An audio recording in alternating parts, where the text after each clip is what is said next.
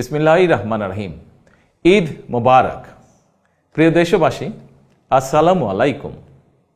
ত্যাগ, তাকওয়া আর সংযমের শিক্ষা দিয়ে বিদায় নিয়েছে পবিত্র মাহে রমাদান। মাসব্যাপী সিয়াম সাধনার পর মুসলিম উম্মার বিশ্বজনীন ঐক্য, সংহতি, সহমর্মিতা এবং অনাবিল আনন্দের বার্তা নিয়ে এলো পবিত্র ঈদ উল ফিতর। প্রতিটি ঘরে, প্রতিটি পরিবারে ঈদ আনন্দ পৌঁছে যাক সকলের তরে।